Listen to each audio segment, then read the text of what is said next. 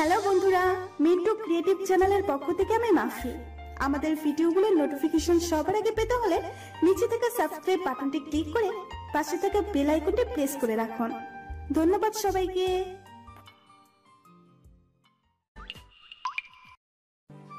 রাস্তার এক পাশে বসে বসে ভাবছি, মাস্টার্স তো পাস করলাম, এখন কি করব? খেতে কাজ করব নাকি শহরে গিয়ে কোনো কাজ করব? আর আমার মতো বোকা ছেলেকে কি আর কেউ চাকরি দিবে? এইসব ভাবছি। এমন সময় কাঁধের উপর কারো হাতের স্পর্শে আমার ধ্যান ভাঙল। পিছনে তাকিয়ে দেখি আব্বু দাঁড়িয়ে আছে। আব্বু, তুমি এই সময় এইখানে? কি রে বাবা, তুই এত কি চিন্তা করিস বল তো? আমাদের তো কোনো কিছুরই কমতি নেই, জায়গা জমি সব কিছুই আছে। আব্বু, এগুলো থাকলেই কি হবে বলো? আমি চাইছি আমার টাকা দিয়ে কিছু করার, আর গ্রামেও ভালো লাগে না বেশি। তাই ভাবছিলাম একটু শহর থেকে ঘুরে আসি। যদি ভালো একটা চাকরি পেয়ে যাই তাহলে তো ভালোই হয়। তাহলে তো চাচাকে বলে দিই ফোন দিয়ে তোর কথা। তো চাচা এসে নিয়ে যাবেনি তোকে? না আব্বু, আমি আমার আত্মীয় স্বজনদের বাড়িতে যেতে চাই না। আমার জায়গায় আমি ব্যবস্থা করে নিব, আপনার চিন্তা করতে হবে না। ঠিক আছে, তোর যেটাই ভালো লাগে সেটাই কর। আর দরকার হয় তো চাচার নম্বরটা দিয়ে রাখমনি, তুই ফোন দিয়ে চলে যেতে পারবি। ঠিক আছে আব্বু, চলো এখন বাড়িতে চলে যাই। সন্ধ্যা তো প্রায় হয়ে গেছি, আর কালকে আমি শহরে যাব। আচ্ছা তুই বাসা যা, আমি তোর বোনকে নিয়ে আসছি, প্রাইভেট পড়তে যাচ্ছে। তোমার যেতে হবে না, তুমি যাও, আমি নিয়ে আসছি। এই বলে হাঁটতে হাঁটতে চলে আসলাম মাস্টার চাচার বাড়ি। আসসালামু আলাইকুম চাচা। ওয়ালাইকুম আসসালাম। মেঘ, কেমন আছো? আলহামদুলিল্লাহ ভালো আছি। চাচা, আপনি কেমন আছেন? আমিও আলহামদুলিল্লাহ ভালো আছি। তা তোমার বোন এইবার এইচএসসি পরীক্ষায় জিপিএ 5 পেয়েছে, তা জানো নাকি? না তো, রাইসা আমাকে কিছুই বলে নাই। রায়সাই তো জানে না, এইমাত্র ফোন আসলো আমার কাছে। তা মিষ্টি খাওয়াবে কবে রায়সা?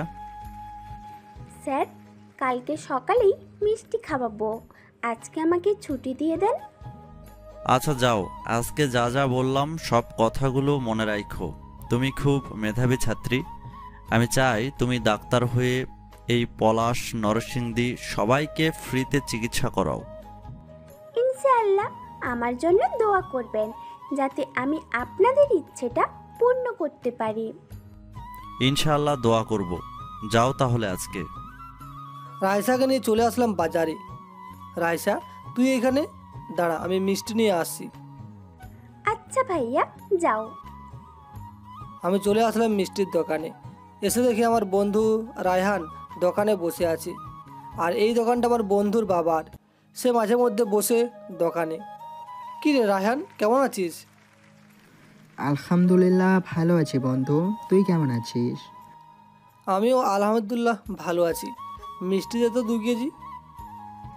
হঠাৎ মিষ্টি নিতেছিস, কোনো খুশির খবর আছে নাকি?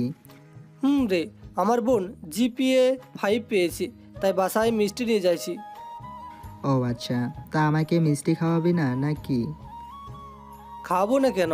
এই নে তোর বাপের দোকানে মিষ্টি, তুই খা। এখন মিষ্টি দে, আর কালকে 30 কেজি মিষ্টি বানিয়ে দিস তো, পুরো গ্রামের লোকদের দিতে হবে। তা না হয় দিব, এখন চলে যাবি নাকি? রায়সা দাঁড়িয়ে আছে। এই নে তোর মিষ্টির টাকা। আর মিষ্টিগুলো সকাল সকাল যাতে পেয়ে যায়, কালকে ঢাকা চলে যাব। ঠিক আছে, 10টার মধ্যে মিষ্টি পেয়ে যাবি।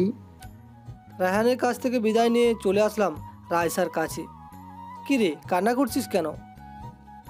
ভাইয়া, তানবীর আমার সাথে খুব খারাপ ব্যবহার করেছে। ও এখন কোন দিক দিয়ে গেছে? ওই তো যাইতেছে তাদের বন্ধুর সাথে। রায়সাকে নিয়ে চলে আসলাম রায়হানের দোকানের ভিতরে। তুই এখানে বস, আমি আসছি। এই বলে রায়হানের দোকান থেকে মোটা রডটা নিয়ে দৌড়ে চলে আসলাম তানভীরের সামনে। আমাকে দেখে তানভীর ভয়ে ভয়ে বলতে লাগলো, কিরে মেঘ, তুই রড নিয়ে এখানে কি করছিস? কুত্তার বাচ্চা, রাস্তাঘাটে মেয়ে পেলেই বিরক্ত করিস তাই না?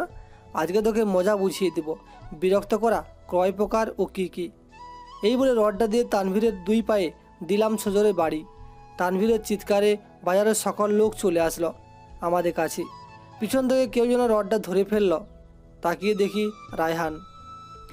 মেঘ, কি করতেছিস? ও তো মরে যাবে, ছেড়ে দে। রায়হান, ছেড়ে দে বলছি, তা না হলে খুব খারাপ হয়ে যাবে। ছেড়ে দে, আমরা দেখতেছি কি করা যায়। রডটা ছেড়ে দিয়ে তানভীরের গলা চেপে ধরলাম। কুত্তার বাচ্চা, আজকে তোকে মেরেই ফেলবো, এইসব বলছি। আর পিছন থেকে রায়হান বাজারের কয়েকজন লোক আমাকে টেনে ছাড়িয়ে নিল আর বলতে লাগলো, মেঘ কি হয়েছে আমাদের বলো, আমরা বিচার করবো তার। আপনারা কোথায় ছিলেন এতক্ষণ একটা মেয়েকে যে বিরক্ত করছিল আপনারা দেখেন নাই নাকি? আমরা তো মাত্র আসলাম। আর রাইসামা, কি হয়েছে বলো তো তুমি? তানভীর আমাকে অনেক খারাপ খারাপ কথা বলেছে, আর আমার শরীরে হাত দিতেও চেয়েছিল। মেঘ, তুমি রাইসাকে বাড়িতে দিয়ে আসো। রায়হান, দোকান থেকে রসুনটা নিয়ে আয়। তানভীরকে বেঁধে রাখ। মেঘ আসলে বিচার হবে। ওর নামে আরও অভিযোগ এসেছে অনেক আমাদের কাছে। আমি এসে যেন এই কুত্তার বাচ্চাকে এইখানেই পাই। যদি না পাই, কালকের মধ্যে সবগুলো দোকান আগুন লাগিয়ে দিয়ে পুড়িয়ে ফেলবো। আপনারা আমার রাগ সম্পর্কে ভালো করেই জানেন। তুমি এসো, এরপর বিচার করব। এই মাহফুজ, তানভীরের বাপকে খবর দে, বল এইখানে আসতে। ওর বাবা তো চেয়ারম্যান, আমার কথা শুনে কি আসবে নাকি তিনি? কারো খবর দিতে হবে না, আমি নিয়ে আসব। এই বলে অটো করে রাইসাকে নিয়ে চলে আসলাম বাসায়। রাইসা, আব্বু যাতে না জানে এই ঘটনা, আমি আসছি। ঠিক আছে ভাইয়া। আমি চলে আসলাম চেয়ারম্যানের বাড়িতে। এসে ডাকতে লাগলাম, আনোয়ার সাহেব, আনোয়ার সাহেব। কে আমার নাম ধরে ডাকে রে? আমি মেঘ, একটু বাইরে আসেন। কি হয়েছে বাবা এই সন্ধ্যাবেলা আমার বাড়িতে? চলেন আমার সাথে, বাজারে একটা বিচার আছে, বিচারটা করতে হবে। এই রাতে আবার কার বিচার করব? ধরে নেন আপনার অতি আপনজন। এই বলে চেয়ারম্যানকে টানতে টানতে গাড়িতে উঠালাম। আমার যখন রাগ উঠে যায়, কখন কাকে কি বলে ঠিক নেই। চেয়ারম্যান চুপ করে বসে আছে পাশে। 10 মিনিটের মধ্যে চলে আসলাম বাজারে। সবাই বসে আছে চেয়ারে। তানভীরকে বাঁধা অবস্থায় দেখে চেয়ারম্যান বলতে লাগলো, কার এত বড় সাহস আমার ছেলেকে এইভাবে বেঁধে রেখেছে? আমি বেঁধে রেখেছি। চুপ করে আগে আমার কথাটা শুনেন। একটা কথা যদি বলেন, আপনার ছেলের সাথে আপনাকেও বেঁধে রাখতে বাধ্য হব। আচ্ছা বলো, আমার ছেলে কি করেছে? আপনার ছেলে আমার বোনকে ইপটিজিং করেছে, শরীরে হাত দিয়েছে। আর আপনাদের মেয়েদের সাথে কী কী করেছে সব বলেন। আমাদের সকলের মেয়েদের রাস্তাঘাটে পাইলে বিরক্ত করে। এর বিচার যদি আজকে না করেন, তাহলে আপনাকে এলাকা থেকে বের করে দিব। আপনার মতো চেয়ারম্যানের কোনো দরকার নেই আমাদের। সবাই কি বলো? ঠিক বলেছেন, আমাদের সামনে বিচার করেন এখন। আমি আর কি বিচার করব? আপনারা নিজেরাই বলেন কি বিচার করতে পারি। কি বিচার করবেন? আর আপনার ছেলেকে এই গ্রাম থেকে বের করে দিতে হবে। আর যদি কখনো ও এই গ্রামে দেখি, তাহলে মাথা ন্যাড়া করে জুতার মালা পরিয়ে সারা গ্রাম ঘোরাবো। ঠিক আছে, আমি আমার ছেলেকে তার মামার বাড়ি পাঠিয়ে দিব আজকেই। আর যদি কারো কোনো অভিযোগ থাকে তাহলে বলতে পারেন। পশ্চিম পাড়ার জমিটা যে দখল করে নিয়েছেন, ওই জমিটা আমাকে ফেরত দেন। তা না হলে আমি আপনার নামে মামলা করতে বাধ্য হব। আলমগীর চাচা, আপনার জমি কবে দখল করেছে? এই তো 3 মাস হয়েছে। ওনার বাবার কাছ থেকে নাকি আমার বাবা 10,000 টাকা এনেছিল। এর দায়ে তিনি আমার জমি দখল করে ফেলেছে। চেয়ারম্যান সাহেব, আজকে থেকে আপনাদের পুরো পরিবারকে এলাকা থেকে বিতাড়িত করা হলো। আর যদি কেউ তাদের দেখেন, ধরে এনে চুনকালি লাগিয়ে ঘোরাবেন। মেঘের বিচারটা একদম সঠিক হয়েছে। এলাকায় চেয়ারম্যান না থাকলেও আমরা চালিয়ে নিতে পারবো। মেঘ, তোমাকে আমি দেখে নিব, এই বলে দিলাম। যখন দেখার তখন দেখেন। আর আমি যদি বেঁচে থাকি, আশা করছি যে জীবনেও আপনাদের চেহারা দেখব না। আমার কথা শুনে চেয়ারম্যান তার ছেলেকে নিয়ে চলে গেল। মেঘ, আমাদের এলাকায় তো নতুন একটা চেয়ারম্যান আনতে হবে। চেয়ারম্যানের কোনো দরকার নেই। আমাদের শহরে মন্ত্রীর সাথে যদি কথা বলার সুযোগ পাই, তাহলে কথা বলে কিছু একটা করে নিব নে। আর কাল থেকে আমি ঢাকায় থাকবো, প্রতি মাসে মাসে আসবো। যদি কারো কিছু প্রয়োজন হয়, তাহলে রায়হানের কাছে এসে বলবেন, সে আমার সাথে কথা বলিয়ে দিবে। ঠিক আছে মেঘ, তাহলে তুমি এখন বাসায় যাও। রায়হান চল। তুই চলে যা, আমার দোকানে থাকতে হবে। আব্বু আসলে এরপর যাব বাসায়। ও আচ্ছা, কালকে সকালে আমার বাসায় চলে আসিস, কিছু কথা আছে। ঠিক আছে, আসবনি। আমি চলে আসলাম বাসায়। দরজা খুলে ভেতরে ঢুকতে দেখি আব্বু আম্মু বসে আছে। কি হয়েছে আব্বু, এভাবে মনমরা করে বসে আছো কেন? কালকে তো তুই ঢাকা যাবি, আর রাইসাকেও ঢাকা যেতে হবে যদি ও ডাক্তার নিয়ে পড়তে চায়। তো যাবে, কালকে রাইসাকে নিয়ে ঢাকায় চলে যাবো নে, আমি আর রাইসা। তুমি চাচাকে বলে রাখো যে রাইসা তার বাসায় থাকবে। ভাইয়া তুমি কোথায় থাকবে? আমি একটা বাসা ভাড়া নিয়ে থাকবো, আমাকে নিয়ে চিন্তা করতে হবে না। খাওয়া দাওয়া করে ঘুমা, সকালে কাজ আছে অনেক, করতে হবে। আচ্ছা ভাইয়া। রাতে খাওয়া দাওয়া করে ঘুমিয়ে পড়লাম। সকালে ঘুম ভাঙলো রায়হানের ডাকে। মেঘ ওঠ, সকাল হয়েছে তো। উঠছি, তুই বস, আমি ফ্রেশ হয়ে আসছি। ঠিক আছে, যা। আমি চলে আসলাম বাহিরে, টিউবকল থেকে হাত মুখ ধুয়ে চলে আসলাম ঘরে। রাইসা, রায়হানকে চা দে তো। তোমাদের জন্য চা রেখে এসেছি, যাও। আমি চলে আসলাম আমার রুমে, চা খেতে খেতে বলতে লাগলাম, শুন, এই গ্রামেতে এখন রাস্তাঘাট ঠিক হয় নাই। এই রাস্তাঘাট ঠিক করার জন্য কালকে তোকে মন্ত্রীর বাড়িতে যেতে হবে। আমি কথা বলে রাখছি, তিনি তোকে 1 কোটি টাকা দিয়ে দিবে। আগে বাজারের রাস্তাটা ঠিক করবি, বাকিটা পরে দেখা যাবে। তা না হয় করলাম, কিন্তু আমি কি একলা পারবো নাকি এইসব করতে? পারবি না কেন? তোর পাশে পুরো গ্রামবাসী আছে, তোর কোনো চিন্তা নেই। ঠিক আছে, আর মিষ্টিগুলো প্যাকেট করে রাখা আছে। আর ঢাকা যাওয়ার সময় আমার সাথে দেখা করে যাস। ঠিক আছে, যাবো নে। আর চেয়ারম্যান কি চলে গেছে নাকি? চলে গেছে সে, আর আসবে না এখানে। না আসাই ভালো। সকালে নাস্তা করে এলাকার সবাইকে মিষ্টি দিয়ে দিলাম। দেখতে দেখতে বিকাল হয়ে গেল। আমি আর রাইসা রেডি হয়ে গেলাম ঢাকা যাওয়ার উদ্দেশ্যে। আব্বু আম্মু আর গ্রামবাসীদের কাছ থেকে বিদায় নিয়ে চলে আসলাম বাস কাউন্টারে। ঢাকার 2টা টিকিট কেটে ফেললাম।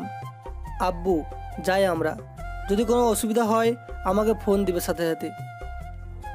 আচ্ছা যা, রাইসার খেয়াল রাখবি, আর টাকা পয়সা দরকার লাগলে আমাকে ফোন দিবি শুধু, আমি টাকা পাঠিয়ে দিব তোদের অ্যাকাউন্টে। ঠিক আছে আব্বু। বাস ছেড়ে দিল সন্ধ্যা 7টায়। এই নে তোর খাবার। এত কিছু আনার কি দরকার ছিল? আর ঢাকা যেতে কতক্ষণ সময় লাগবে ভাইয়া? বেশি সময় লাগবে না, 2 বা 3 ঘন্টা সময় লাগবে। আর ঢাকার মানুষ জানি কেমন হয়, আমাদের মতো বোকা শোকা হবে নাকি আল্লাহ জানে। আমাদের মতো এইসব ড্রেস পরে না, তারা ডিজাইন করা ড্রেস পরে? আচ্ছা আগে যাই, এরপর দেখতে পারবো।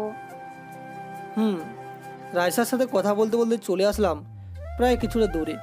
পকেট থেকে ফোনটা বের করে ফেসবুকে ঢুকলাম। শহরে কয়েকজন বন্ধু থাকে আমার, তাদের মেসেজ দিলাম যে শহরে আসছি। তাদের সাথে কথা বলে 2 জনে চিপস খেতে লাগলাম। এমন সময় একটা মহিলা এসে বলল, তোমরা কি স্বামী স্ত্রী নাকি? না আন্টি, ও আমার ছোট বোন, ঢাকায় যাইছে তার স্বপ্ন পূরণ করার জন্য, সে ডাক্তার হবে। ও আচ্ছা, দোয়া করি তোমাদের মনে আশা পূরণ হোক। বসেন এইখানে, আর কোনো তো সিট ফাঁকা নেই। না, তোমরা বসো, আমি দাঁড়িয়ে থাকি। আরে না, আপনি একজন মহিলা হয়ে দাঁড়িয়ে থাকবেন, এটা কি করে হয়? আমি দাঁড়িয়ে থাকি, সমস্যা হবে না আমার। ঠিক আছে। মহিলাটাকে সিটে বসিয়ে দিয়ে আমি দাঁড়িয়ে রইলাম। প্রায় 1 ঘন্টা পর ঢাকা এসে পৌঁছালাম। কি রে রাইসা, আব্বুর ঠিকানাটা কি বলেছিল মনে আছে তোর? মনে আছে, উত্তরা 2 নাম্বার সেক্টর। ওই তো বাস ড্রাইভার ডাকতেছে। চল। আমরা বাসে উঠে পড়লাম। কিছুক্ষণের মধ্যে চলে আসলাম উত্তরা 2 নম্বর সেক্টরে। রিক্সাওয়ালাকে নাম বলতে রিক্সাওয়ালা চাচা আমাদেরকে নামিয়ে দিল আমাদের গন্তব্যে। পাশে তাকিয়ে দেখি দেওয়ালে পোস্টার লাগানো, ট্রেনের ছাত্রীকে প্রাইভেট পড়ানোর জন্য একটা শিক্ষক লাগবে। আশেপাশে তাকিয়ে দেখি একটা লোক এই পোস্টার লাগাচ্ছে। এই যে ভাই। জি ভাই বলেন। ভাই, এই নাম্বারে ফোন দিলে কি ছাত্র বা ছাত্রীর গার্ডিয়ান পাওয়া যাবে? আমি টিউশনি করাবো। পাওয়া যাবে। আপনি ফোন দেন এখন, দিয়ে বলে রাখবেন যাতে আর কোনো শিক্ষক নিয়োগ না নেই। ঠিক আছে। পোস্টার পেপার থেকে নাম্বারটা নিয়ে ফোন দিলাম। কিছুক্ষণ রিং হতেই ওই পাশ থেকে ফোনটা রিসিভ করলো একটা মহিলা। আসসালামু আলাইকুম। ওয়ালাইকুম আসসালাম, কে বলছেন? আমি মেঘ। আপনার ছেলে বা মেয়েকে প্রাইভেট পড়ানোর জন্য শিক্ষক খুঁজছেন? আমি পড়াতে চাই। আমি কালকে উত্তরা 2 নম্বর সেক্টর 112 নম্বর বাসায় চলে আসবে, এসে আমাকে ফোন দিস একটা, কালকে সব কথা বলবো। ঠিক আছে, আজকে তাহলে রাখি। এই বলে ফোনটা রেখে দিলাম। কি রে, তুই বাইরে দাঁড়িয়ে আছিস কেন? বাড়ির ভিতরে যা। আমি না হয় ভিতরে গেলাম, তুমি কোথায় থাকবে? দেখি একটা হোটেলে থাকবো, কালকে বাসা খুঁজতে হবে। আজকে আমাদের সাথেই থাকো, ওরা জিজ্ঞেস করলে পরে না হয় বলবো নে তুমি কালকে চলে যাবে আমাকে ভর্তি করিয়ে। ঠিক আছে, চল তাহলে। দরজার সামনে এসে কলিং বেল দিতেই কিছুক্ষণ পর চাচি এসে দরজা খুলে দিল। আসসালামু আলাইকুম চাচি। ওয়ালাইকুম সালাম, কেমন আছো মেয়ে? আলহামদুলিল্লাহ ভালো আছি, আপনি কেমন আছেন? আমিও আলহামদুলিল্লাহ ভালো আছি। রাইসা কেমন আছো? আমিও আলহামদুলিল্লাহ ভালো আছি। ভিতরে আসেন। আমরা চলে আসলাম ভিতরে। কিছুক্ষণ রেস্ট করতেই চাচি আমাদের একটা রুম দেখিয়ে দিল। দুইজন ফ্রেশ হয়ে নিচে চলে আসলাম। বাড়িটা অনেক বড়, বলতে গেলে পুরো রাজপ্রাসাদের মতো। চাচি, চাচা কোথায়? তোমার চাচা আসবে এখন, তোমরা খাবার খেয়ে নাও। চাচা আসুক, এরপর খাবার খাবো সবাই মিলে। ওই তো বলতে না বলতেই চলে এসেছে, বসো, আমি দরজা খুলে দিতেছি। চাচি চলে গেল দরজা খোলার জন্য। আমি আর রাইসা বসে বসে টিভি দেখছি। চাচা আমাদের সামনে এসে দাঁড়াতেই বলতে লাগলাম, চাচা কেমন আছেন? আলহামদুলিল্লাহ ভালো আছি, তোমরা দুজন কেমন আছো? আমরাও ভালো আছি। তোমরা বসো, আমি ফ্রেশ হয়ে আসতেছি, মাত্র অফিস থেকে আসলাম। আচ্ছা যান তাহলে। আমি, রাইসা আর চাচি বসে আছি। এমন সময় রাইসা বলতে লাগলো, চাচি কবিতা কোথায়? ওকে তো দেখতেছি না। কবিতার কথা শুনে চাচির মুখটা কালো হয়ে গেল। কি হলো চাচি, আপনি এমনভাবে আছেন কেন? কবিতা এখন বাসায় আসবে না, ওর কোনো ঠিক নেই, কখন বাসায় আসবে কখন আসবে না। কেন, ও কি কোনো কাজ করে না নাকি? না, কাজ করে না, বন্ধুদের সাথে থেকে থেকে রাতে পার্টি করে, তাই ও ঠিক বলতে পারছি না কখন আসবে। ও আচ্ছা, আমরা কথা বলছি। এমন সময় কলিং বেলটা বেজে উঠল। চাচি আপনি বসেন, আমি দরজা খুলে দিচ্ছি। আচ্ছা যাও তাহলে। আমি চলে আসলাম দরজার সামনে। দরজাটা খুলতেই কে যেন আমাকে ধাক্কা মেরে ফেলে দিয়ে হনহন করে হেঁটে উপরে চলে গেল। চাচি এসে আমাকে ধরে উঠিয়ে বলতে লাগলো, মেঘ তোমার কিছু হয় নাই তো? না, আমার কিছু হয় নাই। কিন্তু চাচি, উনি কে আর এইভাবে চলে গেল কেন, কোনো কথা না বলেই? ও এমনি কারোর সাথে কথা বলে না, বাইরে থেকে আসে, খাবার খেয়ে ঘুমায়, আর ঘুম থেকে উঠে বাইরে চলে যায়। ও আচ্ছা। রাতের খাবার খেয়ে চলে আসলাম রুমে। এমন সময় রায়হানের ফোন। কি রে, কি খবর তোর? এই তো ভালো, কখন গিয়েছিস ওইখানে? এই তো 2 ঘন্টা হলো এসেছি। ফোনে টাকা নেই, তাই ফোন দিতে পারিনি। ও আচ্ছা, দেখ 100 টাকা রিচার্জ করে দিয়েছি, বাসায় ফোন দিয়ে বল, ওরা চিন্তা করবে না হলে। রায়হানের সাথে কথা বলে ফোনটা রেখে দিলাম। হঠাৎ কারো চিৎকারে ফোনটা রেখে বাইরে বের হলাম, কিন্তু কেউ নেই। চাচা এভাবে চিৎকার করছি কে? কবিতা চিৎকার করতেছে, তুমি গিয়ে ঘুমাও, ও এমনই করে সব সময়। ও আচ্ছা। আমি চলে আসলাম রুমে। বিছানায় শুয়ে আম্মুকে ফোন দিয়ে বলে দিলাম যে আমরা এসেছি। ফোনটা রেখে ঘুমিয়ে গেলাম। সকালে রাইসার ডাকে ঘুম ভাঙলো। ভাইয়া, এই ভাইয়া, সকাল হয়েছে তো, ওঠো। উঠছি, তুই যা। চাচা তোমাকে ডাকতেছে, তাড়াতাড়ি আসো। আসছি, তুই যা। রাইসা চলে গেল। আমিও ফ্রেশ হয়ে চলে আসলাম নিচে। এসে দেখি চাচা চাচি আর রাইসা খাবার টেবিলে বসে খাচ্ছে। চাচা আপনারা খেয়ে নেন। আমি খাবো না এখন। কেন মেঘ, আমার রান্না কি ভালো না? না চাচি, তা না, আসলে গ্রামে তো আমি 10টার পর খাবার খাই, তাই আর কি এখন খিদে নাই। আচ্ছা, তাহলে ক্ষুধা লাগলে আইসো। আমি একটু বাইরে যাচ্ছি, কিছুক্ষণ পর আসবো। চিনবে নাকি রাস্তাঘাট? চাচি কিনবো। এই বলে বাইরে বেরিয়ে গেলাম। একটা রিক্সা নিয়ে চলে আসলাম 112 নম্বর বাড়িতে। গেটের সামনে এসে কালকের নাম্বারে ফোন দিলাম। কিছুক্ষণ রিং হলো, কিন্তু কেউ ফোন ধরলো না। দেখে আবারও ফোন দিলাম। এইবার রিসিভ করতেই সালাম দিলাম। আসসালামু আলাইকুম, আমি আপনার বাসার সামনে এসেছি। ওয়ালাইকুম সালাম। আচ্ছা তুমি একটু দাঁড়াও, আমি আসতেছি। কিছুক্ষণ অপেক্ষা করার পর মহিলাটি আসলো। আমাকে দেখে বলতে লাগলো, তুমি ওই ফোন দিছিলে নাকি? আমি ফোন দিয়েছিলাম। চলো ভিতরে আমার সাথে। মহিলার সাথে চলে আসলাম তার ঘরে। আমাকে বসিয়ে রেখে কোথায় জানি চলে গেল। কিছুক্ষণ পর একটা লোক আর একটা মেয়ে আসলো। আমার সাথে এসে বলতে লাগলো, তোমার নাম কি বাবা, আর তুমি কোন ক্লাস পর্যন্ত পড়াশোনা করেছো? আমার নাম মেঘ, আমি মাস্টার শেষ করেছি। এখন যাচ্ছি একটা জব বা টিউশনি করাইতে। ও আচ্ছা, আমার মেয়েকে পড়াতে পারবে? জি পারবো। আজ থেকেই পড়াতে হবে নাকি 1 তারিখ থেকে পড়াবো? আজ থেকে পড়াও, এখন যখন চলে এসেছো পড়িয়ে দিয়ে চলে যাও। আমার মেয়ের কাছে যদি পড়া ভালো লাগে তাহলে তোমাকে পার্মানেন্ট রেখে দেব। ইনশাল্লাহ চেষ্টা করব ভালো পড়ানোর জন্য। নীলামা, যা তোর টিচারকে রুমে নিয়ে যা। ঠিক আছে আব্বু। স্যার আপনি আসেন। নীলা নামের মেয়েটার সাথে চলে আসলাম তার রুমে। ঘরটা অনেক সুন্দর করে সাজিয়েছি, খুব ভালো লাগছে ঘরটা দেখে। টেবিলে বসতে নীলা বলতে লাগলো, স্যার আপনি বসেন, আমি আসছি নিচ থেকে।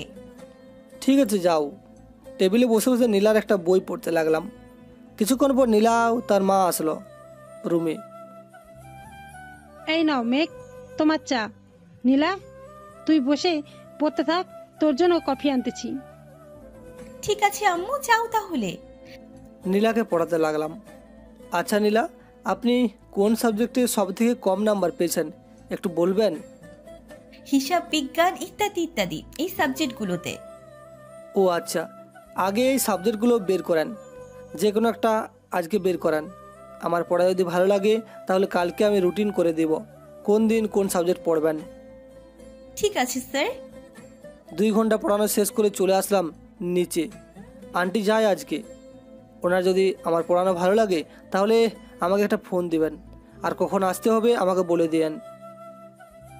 ঠিক আছে যাও তাহলে, রাতে তোমাকে জানাচ্ছি সব কিছু। আমি চলে আসলাম বাহিরে। রিক্সা করে সোজা চাচাদের বাসায় চলে আসলাম। কলিং বেল দিতে রাইসা এসে দরজা খুলে দিল। কি রে, তুই একলা নাকি বাড়িতে? না ভাইয়া, সবাই আছে। চাচি ঘুমাইতেছে তো, তাই আর কি, আমি একটু টিভি দেখছিলাম। ও আচ্ছা।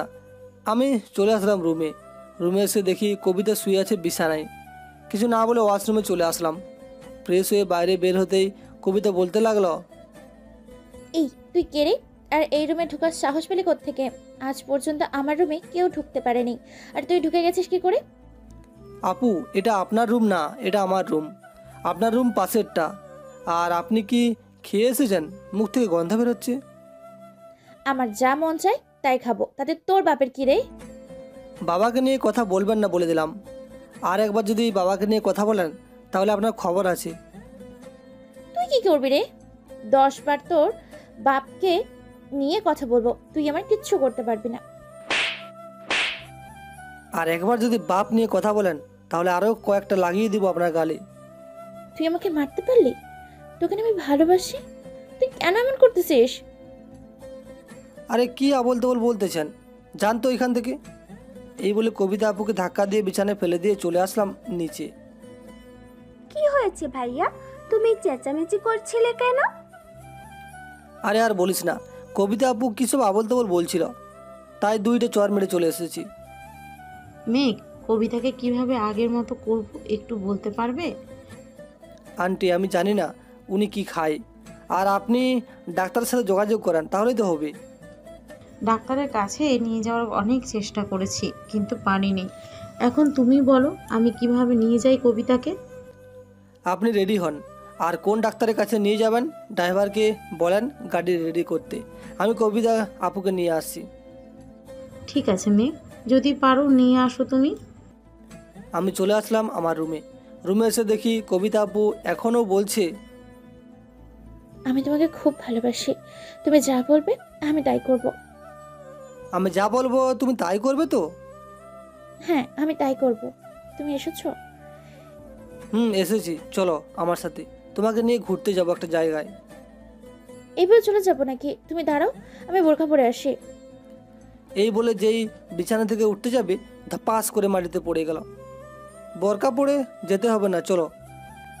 এই বলে কবিতা আপুর হাত ধরে নিয়ে যেতে লাগলাম, কিন্তু উনি হাঁটতেই পারছে না। আচ্ছা আপু, তোমাকে যদি কোলে নিই তাহলে তোমার সমস্যা হবে নাকি? না, কোনো সমস্যা হবে না। আর আমাকে আপু ডাকতেছো কেন?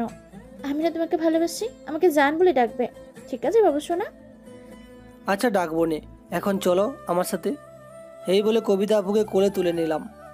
আমাকে এভাবে দেখে রাইসা অবাক হয়ে গেল, কিন্তু কবিতা আপুর এমন অবস্থা দেখে কিছুই বলছে না। আমরা সবাই চলে আসলাম গাড়ির ভিতরে।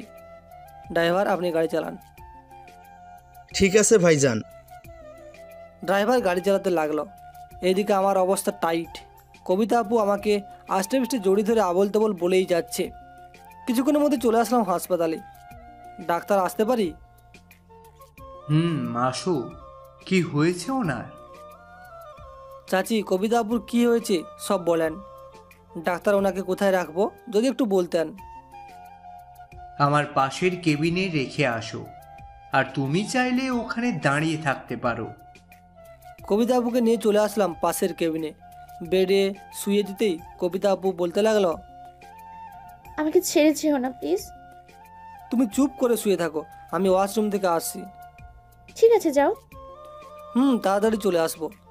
এই বলে চলে আসলাম ডাক্তারের কাছে। ডাক্তার, ওনার ট্রিটমেন্ট শুরু করেন। করবো এখন। আমরা সবাই চলে আসলাম কবিতা আপুর কাছে। ডাক্তার কবিতা আপুকে দেখে কিছু ওষুধ খাইয়ে দিল আর বলতে লাগলো, ওনাকে এইসব থেকে দূরে রাখতে হবে। আপনারা যে করেই হোক ওনাকে দূরে রাখবেন এখন থেকেই, আর কয়েকদিন এমন মাতলামও করবেই। ওনার দিকে খেয়াল রাখতে হবে সব সময়। কিছু ওষুধ আমি লিখে দিতেছি, এগুলো খাওয়াবে, ইনশাল্লাহ সব ঠিক হয়ে যাবে। ধন্যবাদ ডাক্তার। হাসপাতালে কিছুক্ষণ থাকার পর কবিতা আপুকে নিয়ে চলে আসলাম বাসায়। রাতে ঘরে বসে আছি, এমন সময় চাচি আর চাচা আসলো আমার রুমে। চাচা কিছু বলবেন? মেঘ, কিছু বলার জন্যই তোমার রুমে এসেছি। জি চাচা বলেন। আমার মেয়েকে বিয়ে করবে তুমি? চাচা, আমি এখন বিয়ে করতে পারবো না। আমার এখন বিয়ে করার কোনো ইচ্ছে নেই। আর কবিতা আপু আমার থেকে সিনিয়র, উনি অন্য একজনকে ভালোবাসে। আমি কি করে তাকে বিয়ে করব? এটা কখনোই সম্ভব নয়। তুমি চাইলে সব সম্ভব। আজ তোমার কারণে আমার মেয়েটাকে ডাক্তারের কাছে নিয়ে যেতে পেরেছি। চাচা, কবিতা আপু আমার বোনের মতো। রায়সা যেমন আমার বোন, কবিতা আপুও আমার বোন। কবিতা আপুকে আমি বোন ছাড়া অন্য কোনো হিসাবে ভাবতেই পারবো না। আর যদি আমাকে জোর জবরদস্তি করেন তাহলে আমি গ্রামে চলে যেতে বাধ্য হব। আপনাদের এইখানে কয়েকদিনের জন্য বেড়াতে এসেছি, তাই বলে আপনারা আমার সাথে এইসব করতে পারবেন না। একদমই সব কথা বলে ফেললাম। ঠিক আছে মেঘ, তোমাকে আর কিছু বলবো না। তবে আমার মেয়ে যতদিন সুস্থ না হচ্ছে তুমি এই বাসায় থেকে যাওয়ার অনুরোধ রইল। ঠিক আছে চাচা। আর কালকে আমার সাথে একটু রায়সাকে নিয়ে মেডিকেল কলেজে যেতে হবে, রায়সাকে ভর্তি করানোর জন্য। আমার যেতে হবে না, আমি ফোন দিয়ে বলে দিতেছি। তোমাদের নাম বলে দিবনে, গেলেই ভর্তি করিয়ে দিবি, টাকা পয়সা লাগবে না। ঠিক আছে চাচা, এখন তাহলে যান আপনি, আমি এখন ঘুমাবো। আচ্ছা ঘুমাও তাহলে। চাচা আর চাচি চলে গেল। এমন সময় পকেটে থাকা ফোনটা বেজে উঠল। তাকিয়ে দেখি নীলার আম্মু ফোন দিয়েছে। আসসালামু আলাইকুম আন্টি।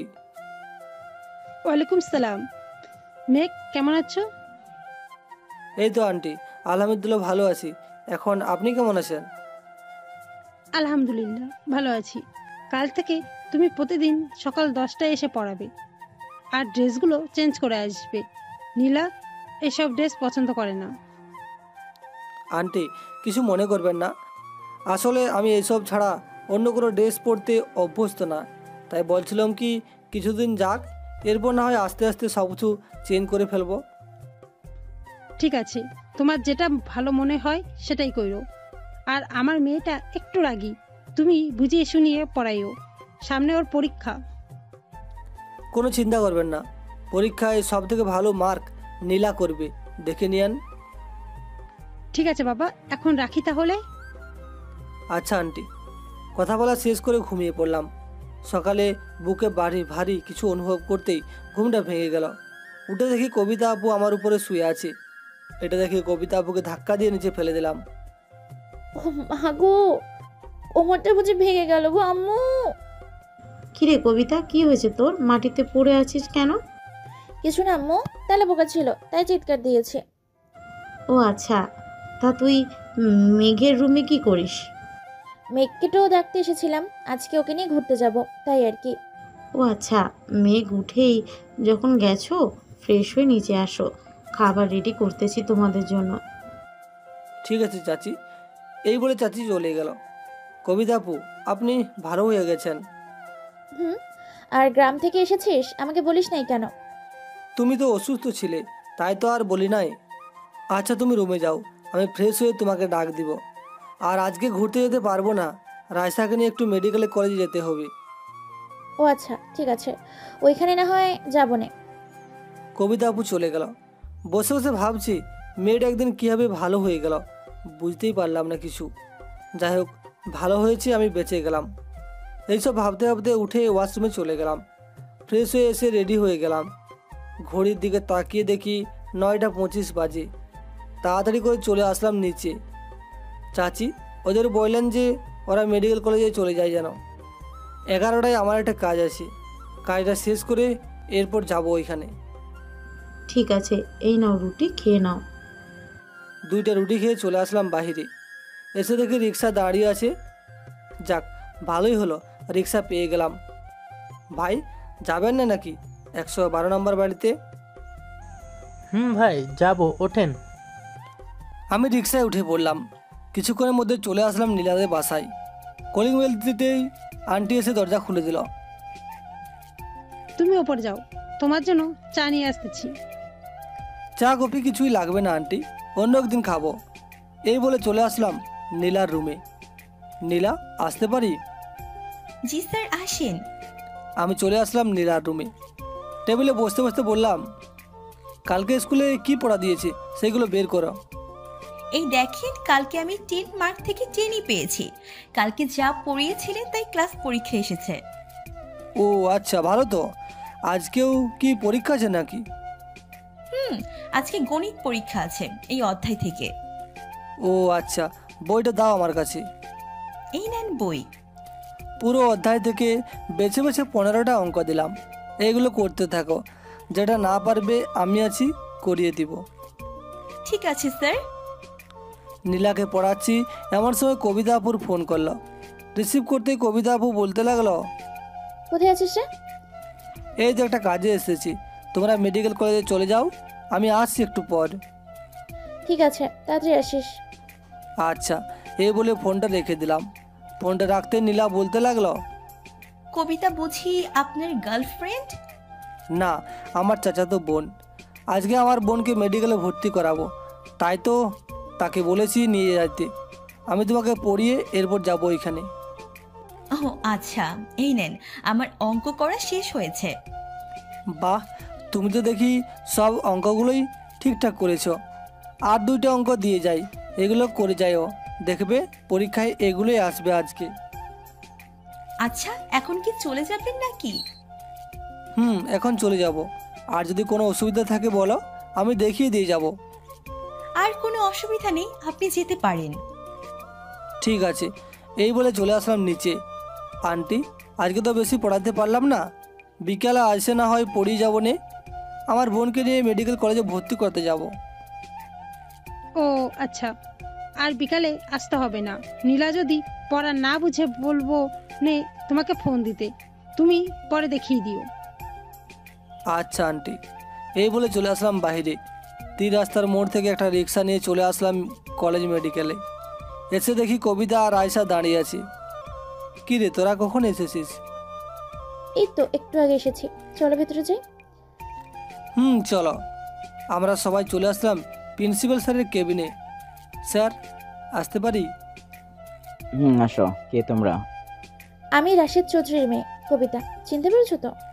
চিনতে পারবো না কেন, রাশেদ তো আমার বন্ধু। বসো তোমরা।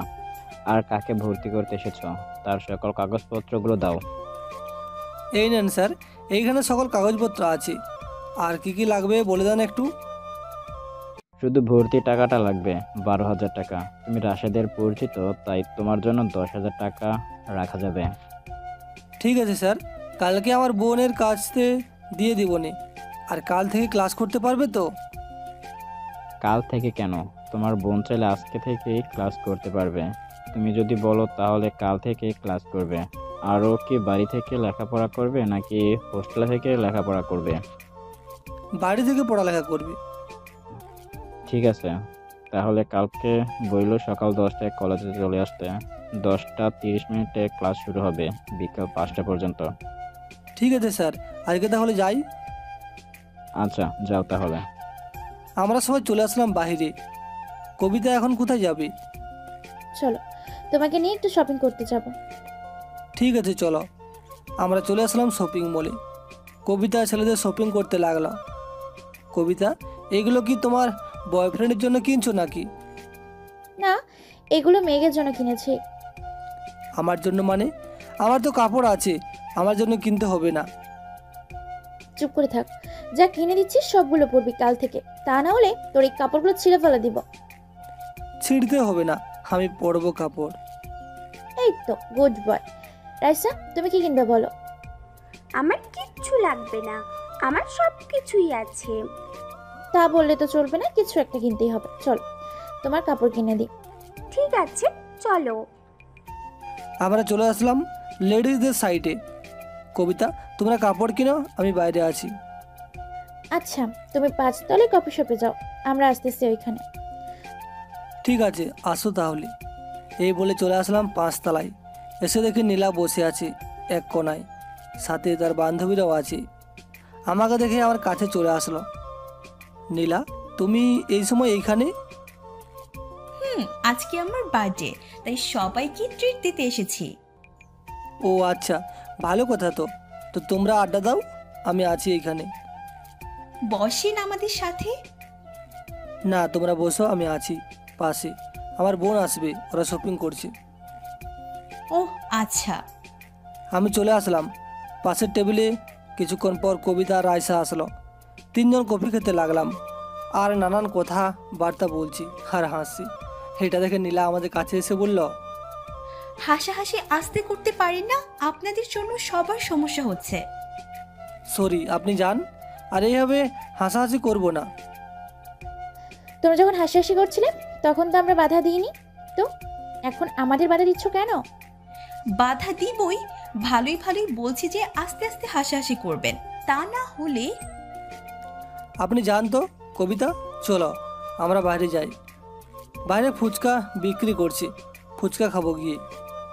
ঠিক আছে চলো। আমরা চলে আসলাম বাইরে। 3 জন মিলে ফুচকা খেয়ে বাসায় চলে আসলাম। ফ্রেশ হয়ে রুমে বসে আছি, এমন সময় ফোনটা বেজে উঠল। তাকিয়ে দেখি অচেনা নাম্বার। রিসিভ করতেই ওই পাশ থেকে বলতে লাগলো, হ্যালো স্যার। নীলা নাকি? স্যার। এত রাতে তুমি ফোন দিলে যে, কিছু কি হয়েছে নাকি? না, কিছু হয় নাই। আর কফি শপে আমার সাথে এমন করলেন কেন? কেমন করেছি?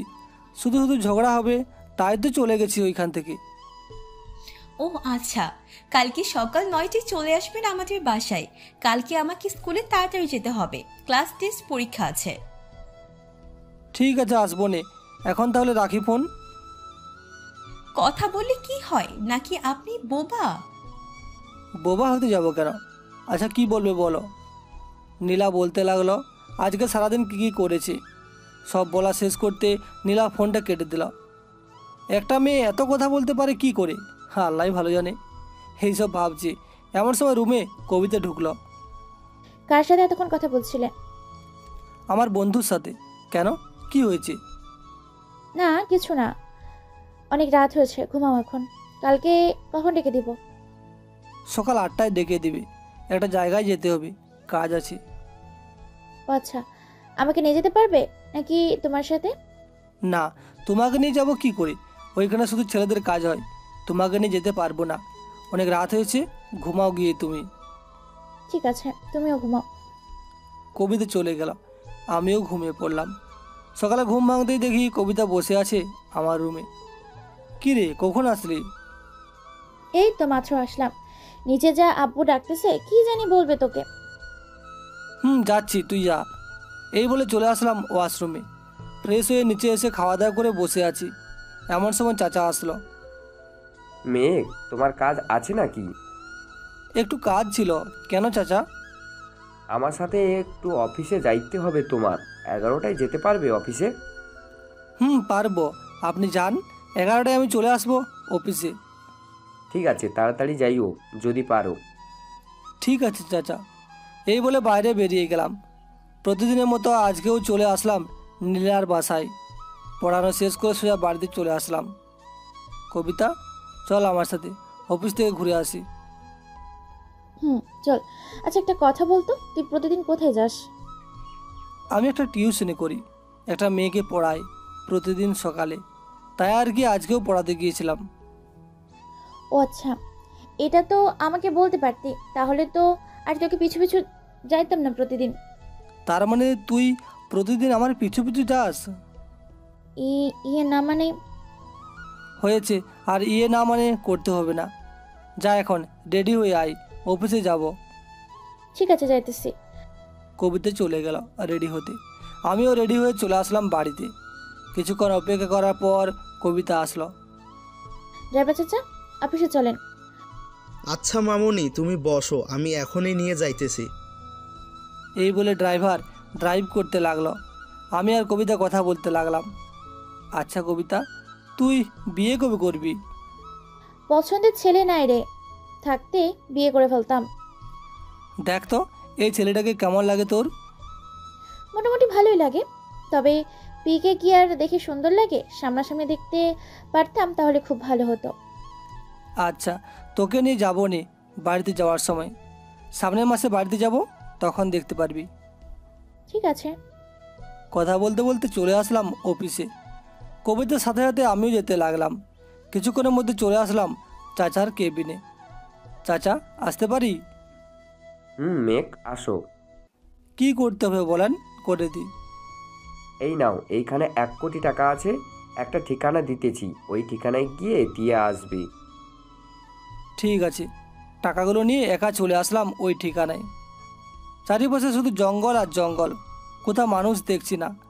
হঠাৎ করে জঙ্গলের ভিতর থেকে একটা বাইক এসে আমার সামনে থামলো আর বলতে লাগলো, এই ছেলে, তোর নামই তো মেঘ, তাই না? আমার নাম মেঘ। আপনি কে? আপনাকে তো চিনলাম না। আমাকে চিনতে হবে না, তোকে রাশেদ চৌধুরী পাঠিয়েছে, তাই না? টাকাগুলো আমাকে দে। আপনাকে টাকাগুলো দিব কেন? আমাকে তো কিছু বলে নাই। বলতে শুধু এইখানে একটা লোক থাকবে, টাকাগুলো তাকে দেওয়ার জন্য। আমি ওই সেই লোক। রাশেদ চৌধুরীকে ফোন দিয়ে দেখ কি বলে। পকেট থেকে ফোনটা বের করে ফোনটা দিলাম চাচাকে। আসসালামু আলাইকুম চাচা। ওয়ালাইকুম সালাম। কি হয়েছে মেঘ? টাকা নিতে একটা লোক এসেছে, তাকে তো আমি চিনি না। টাকাগুলো দিয়ে দিই কি করে বলুন তো তার হাতে? তার নাম জিজ্ঞেস করো কি? যদি টেবিল হয় তাহলে টাকাগুলো দিয়ে দাও তাকে। ঠিক আছে চাচা। আপনার নাম কি ভাই? আমার নাম হচ্ছে ডেভিল। ও, এই নেন, এখানে পুরো টাকাটাই আছে। টাকাগুলো দিয়ে যেই চলে যেতে যাব, এমন সময় পিছন থেকে লোকটা আবারও বলতে লাগলো, কি রে, তুই কি আমাদের সাথে কাজ করবি নাকি কাজ করতে চাইলে বলতে পারিস? আপনারা কি কাজ করেন আমি তো জানি না। ভালো কাজ হলে করব, খারাপ কাজ হলে করব না। আমরা ভালো কাজই করি, সমাজ থেকে খারাপ লোকদের বিদায় করে দিই। তার মানে আপনারা খুনি? আপনারা লোকদের খুন করেন? আরে না রে, বলতেছি যারা মেয়ে পাচার করে, ড্রাগসের নেশায় আরও অনেক জিনিস পান করে, তাদেরকে সরিয়ে দেয় খান থেকে। এখন বুঝতেছিস তো?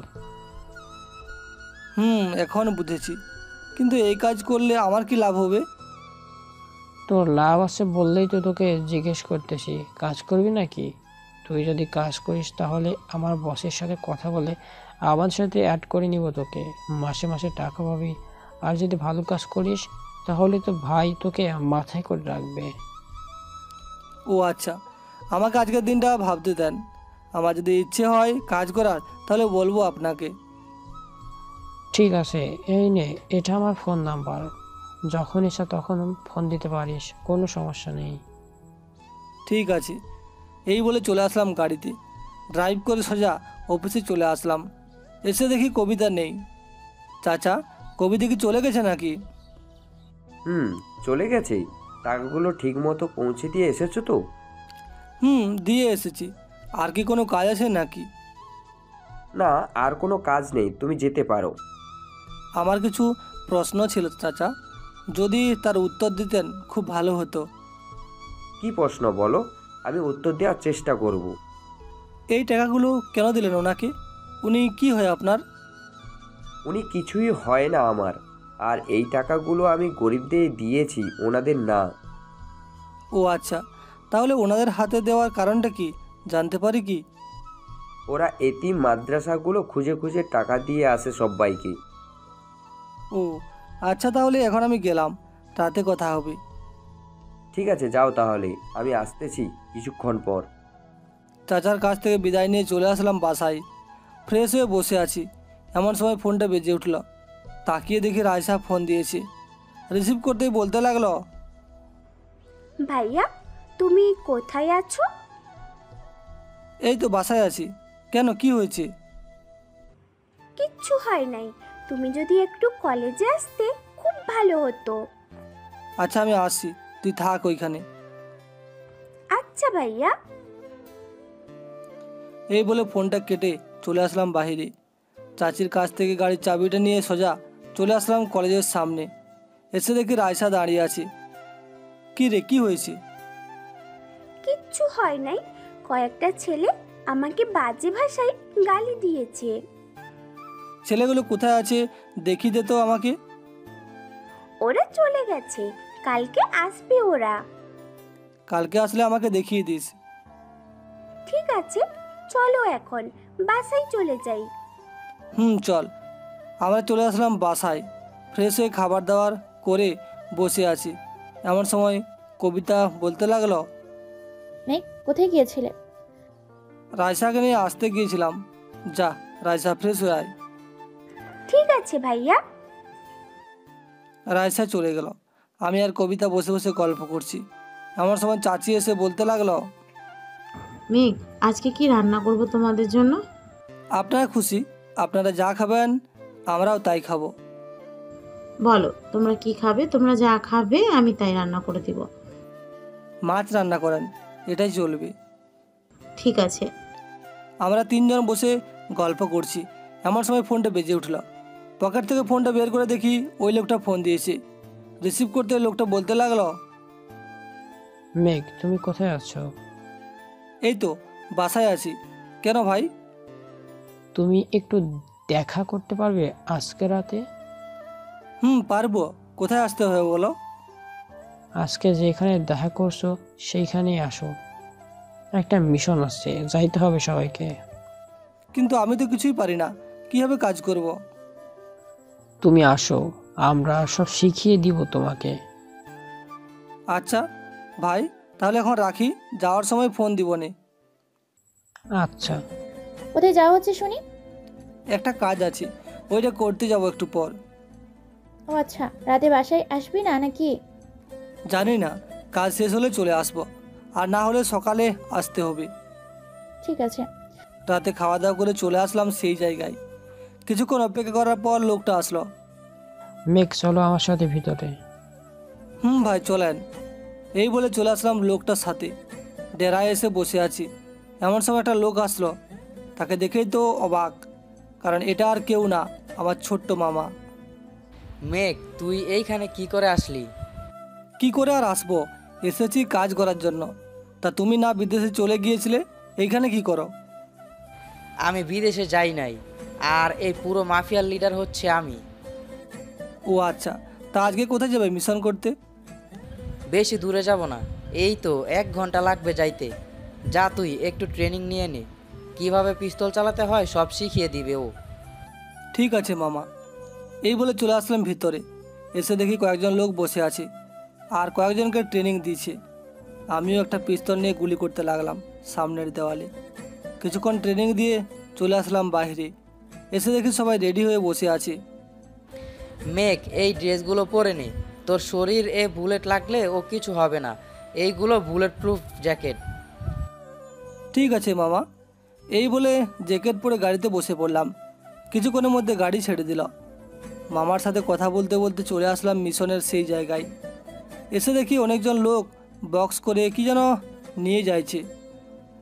মেঘ, সামনের লোকগুলোকে মারতে হবে, আর বক্সগুলোতে যাতে গুলি না লাগে সেই দিকে খেয়াল রাখবে। ঠিক আছে মামা।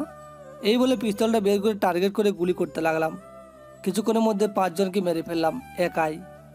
গুলি চালাতেও ভয় করছে, নতুন গুলি চালানো শিখেছি। 2 ঘন্টার মধ্যে মিশন কমপ্লিট করে চলে আসলাম ডেরায়। কিছুক্ষণ রেস্ট করে নিলাম। মামা, আজকে চলে যাই আমি, যদি কোনো দরকার পড়ে তাহলে ফোন দিয়েন। ভোর হতে তো আর 5 ঘন্টা বাকি রয়েছে, এখন আর যাওয়ার প্রয়োজন নেই। মা, আমার কেবিনে গিয়ে কিছুক্ষণ ঘুমিয়ে নে, সকালে ডেকে দিব না তোকে। না মামা, বাসায় মনে হয় রাইসা জেগে আছে, আমি চলে যাই। চলে যখন যাবি তাহলে এই টাকাগুলো নিয়ে যা। কিসের টাকা এটা? আজকের মিশনের টাকা এটা। কিন্তু আমি তো আজকেই মাত্র কাজ করেছি, আজকেই দিয়ে দিলেন? মাস শেষে না হয় দিয়েন। না, তুই এটা আজকে নিয়ে যা, পরের বার না হয় মাস শেষেই দিব নে। ঠিক আছে মামা। টাকাগুলো নিয়ে চলে আসলাম বাইরে। চাচার গাড়িটা নিয়ে সোজা বাড়িতে চলে আসলাম। কলিং বেল দিব নাকি দিব না এইসব ভাবছি। এমন সময় কারো দরজা খুলে শব্দে ধ্যান ভাঙল। তাকিয়ে দেখি কবিতা। কি রে, ঘুমাস না এখনো? না, তোর জন্য অপেক্ষা করছিলাম, ভেতরে আয়। আমার জন্য অপেক্ষা করতে হবে কেন? ঘুমিয়ে থাকলেই তো পারতি, আমি না হয় পরে ফোন দিতাম। জেগে থাকা কি অপরাধ নাকি? না, অপরাধ হতে যাবে কেন? যাক, ভালোই হলো। এখন না হয় গিয়ে ঘুমিয়ে থাক, আমিও ফ্রেশ হয়ে গিয়ে ঘুমাই। খাবার খাবি না? না, খাবার খাবো না, তুই গিয়ে ঘুমিয়ে থাক। এই বলে চলে আসলাম আমার রুমে। ফ্রেশ হয়ে বিছানায় শুয়ে পড়তেই চোখে ঘুম চলে আসলো। কখন যে ঘুমিয়ে গেছি খেয়ালেই করি নাই। সকালে রাইসার ডাকে ঘুম ভাঙলো। এই ভাইয়া, তুই না কোথায় যাবি বললি? 9টা তো প্রায় বেজেই গেছে, কখন যাবি? এই তো উঠছি, তুই যা রেডি হয়ে নে, তোকে কলেজে দিয়ে এসে এরপর যাব আমি আমার কাজে। ঠিক আছে। রাইসা চলে গেল। আমিও উঠে চলে আসলাম ওয়াশরুমে। ফ্রেশ হয়ে এসে দেখি কবিতা রাইসা রেডি হয়ে বসে আছে। তোরা গিয়ে খাবার খেয়ে নে, আমি আসছি। তুই খাবার খাবি না নাকি? না, এখন খাবো না, পড়িয়ে এসে খাবার খাবো। ঠিক আছে, তোর যা ইচ্ছা। আমরা 3 জন চলে আসলাম গাড়িতে। রাইসাকে কলেজে নামিয়ে দিয়ে আমি চলে আসলাম নীলাদের বাসায়। কলিং বেল দিতেই নীলা এসে দরজা খুলে দিল। আজকে লাল একটা ড্রেস পরেছে, পুরোই পরীর মতো লাগছে নীলাকে। এক ধ্যানে তাকিয়ে আছি নীলার দিকে। এমন সময় নীলা ডাক দিয়ে বলতে লাগলো, এই যে স্যার, বাইরে দাঁড়িয়ে থাকবেন নাকি ঘরেও ঢুকবেন? ঘরে চলো। এই বলে চলে আসলাম নীলার রুমে। আজকে মনটা জানি কেমন কেমন লাগছে। চুপচাপ বসে আছি দেখে নীলা বলতে লাগলো, কি হয়েছে স্যার, কারো প্রেমে পড়লেন নাকি? আরে না, কালকে রাতে ঘুম হয় নাই, তাই আর কি। তার মানে সারা জেগে প্রেম করেছেন, তাই না? কাজ করেছিলাম রাতে, এই জন্য ঘুমাতে পারি নাই। তা আজকে এত সুন্দর করে সাজার কি দরকার ছিল? আমাকে এই ড্রেসে ভালো লাগছে না বুঝি? আরে না, তোমাকে অনেক সুন্দর লাগছে এই ড্রেসে। ধন্যবাদ ভাইয়া। আচ্ছা, আজকে কি আপনি ফ্রি আছেন নাকি বিকালে? আছি। কেন? বিকেলে আমার সাথে একটু পার্কে যেতে পারবেন? আসলে আমার সকল বান্ধবীরা তাদের বয়ফ্রেন্ডদের নিয়ে আসবে। আমার তো বয়ফ্রেন্ড নেই, তাই আপনাকে নিয়ে যাব। পরে ওরা যদি আমাকে দেখে জিজ্ঞেস করে আমি কে, তাহলে কি বলবে তুমি? কি আর বলবো, বলে দিব যে আপনি আমার বয়ফ্রেন্ড। মানে কি বলছো এইসব? আমি তোমার শিক্ষক, আর তুমি কি না আমাকে তোমার বয়ফ্রেন্ড বানিয়ে দিলে? এটা কি করে হয়? আরে আমি তো মজা করছিলাম। যখন ওরা জিজ্ঞাসা করবে তখন বলবো যে আপনি আমার শিক্ষক। ঠিক আছে, আজকে কি পড়া আছে বলো? তোমাকে পড়িয়ে আবারও একটা জায়গায় যেতে হবে আমাকে। আজকে তেমন পড়া নেই, আজকে সব পড়া আমি রাতেই পড়ে নিয়েছি। আজকে শুধু গল্প করব। আপনি বসেন, আমি আপনার জন্য চা নিয়ে আসছি। ঠিক আছে, যাও তাহলে। নীলা চলে গেল। আমি তার পড়ার টেবিলে বসে বইগুলো দেখছি। হঠাৎ একটা ডায়েরির দিকে চোখ পড়ল। হাত দিতে যাব এমন সময় নীলা আসলো রুমে। স্যার, চায়ে চিনি বেশি দিব নাকি কম? একটা দিলেই হবে। এটা বলতে নীলা চলে গেল। তার ডায়েরিটা নিয়ে দেখতে লাগলাম। প্রথম পৃষ্ঠায় লেখা ছিল, প্রিয় স্যার। এটা দেখার পর বাকি পৃষ্ঠাগুলো দেখার আগ্রহটা আরও বেড়ে গেল। পরের পৃষ্ঠা উল্টাতেই দেখি আমাকে নিয়ে একটা ছন্দ লিখেছে। লেখাটা ছিল এমন, স্যার, জানি না আপনি কারোর সাথে রিলেশন করেন কিনা, তবে বলতে পারি আপনাকে প্রথম দেখায় আমার ভালো লেগে যায়। বলতে গেলে এক প্রকার আপনার প্রেমে পড়ে গিয়েছি। এইসব লেখা ছিল। পড়ছি, এমন সময় পিছন থেকে নীলার ডাক। স্যার, এই নেন আপনার চা। নীলার ডাক শুনে তাড়াতাড়ি করে ডায়েরিটার দিকে তার টেবিলের এক কোণায় রেখে দিলাম। দাও। চাটা কেমন হয়েছে? আজকে চাটা অন্যরকম একটা টেস্ট লাগছে। কে বানিয়েছে চাটা? আমি বানিয়েছি। বাহ, খুব সুন্দর চা বানাতো তুমি। তোমার হাতে প্রতিদিন এক কাপ চা না খেলে মনে হবে দিন আর যায় নাই। আর পাম দিয়েন না, এখন কি চলে যাবেন নাকি? তোমার যখন পড়াই নেই তাহলে চলে যাই। বিকালে না হয় তুমি ফোন দিও, আমি চলে আসবো। ঠিক আছে, তবে এই ড্রেসটা পরে আসবেন না। এই নেন, এই ড্রেসটা পরে আসবেন। কিন্তু আন্টি যদি দেখেন তখন কি বলবো? আম্মু জানে এটা যে আপনার জন্য এনেছি, আর আমার বান্ধবীরা বলেছে তাদেরকে প্রাইভেট পড়াইতে হবে। আপনি কি তাদের প্রাইভেট পড়াবেন? আমার তো এত সময় নেই যে সবাইকে আলাদা আলাদা করে পড়াবো। যদি তোমার সাথে তারা পড়তে চায় তাহলে পড়াতে পারবো আমি। ঠিক আছে, কাল থেকে বলবো না তাদের আসতে। আচ্ছা, এই বলে চলে আসলাম নিচে। আন্টি, আজকে যাই তাহলে? নীলার আজকে পড়া নেই বেশি, তাই কিছুক্ষণ পড়ালাম। আচ্ছা, যাও। আর এই টাকাগুলো রেখে দাও তোমার কাছে। এটা কিসের টাকা আন্টি? তোমার আঙ্কেল বলেছে তোমাকে দেওয়ার জন্য, তাই দিলাম। এটা রেখে দাও, বিকালে কাজে আসবে। বিকেলে কাজে আসবে মানে? আপনার কথার আগামাথা কোনো কিছু বুঝতে পারছি না। বুঝতে হবে না, তুমি রেখে দাও। না আন্টি, লাগবে না এটা। এই বলে চলে আসলাম বাইরে। এসে দেখি কবিতা দাঁড়িয়ে আছে। কি রে, তুই এখনো যাস নাই বাড়িতে? না, তোর জন্য অপেক্ষা করছিলাম। আর তোর হাতে এটা কি, দেখি তো। আমার ছাত্রী কিনে দিয়েছে, এখনো দেখি নাই এটার ভিতরে কি আছে। ও আচ্ছা, আমার কাছে দে, আমি দেখতেছি কি আছে এটার ভিতর। কবিতার হাতে প্যাকেটটা দিয়ে দিলাম।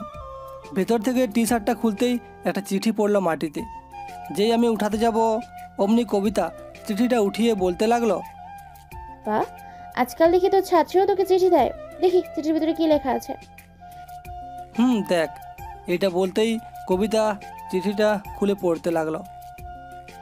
এই যে শিক্ষক মশাই, আজকে এই শার্টটা পরে আসবেন কিন্তু, আর বিকালে আসতে ভুলবেন না। কিরে, বিকেলে কোথায় যাওয়ার কথা হচ্ছে তোদের?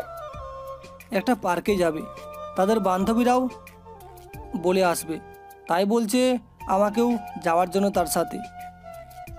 আমিও যাবো তোদের সাথে, চল এখন। ঠিক আছে, যাস। এই বলে দুজন চলে আসলাম বাসায়। কলিং বেল দিতেই চাচি এসে দরজা খুলে দিল। কিরে, কোথায় গিয়েছিস তোরা? আর মেঘ, সকালে তো কখন হয়েছে, তুমি খাবার কখন খাবে? এই তো চাচি, এখন খাবো। আর চাচা, দেখি আজকে বাসায়ই আছে, কাজে যায় না কি? না, কাজে যাই নাই। আজকে কবিতাকে পাত্রপক্ষ দেখতে আসবে, তাই বাসায় আছি।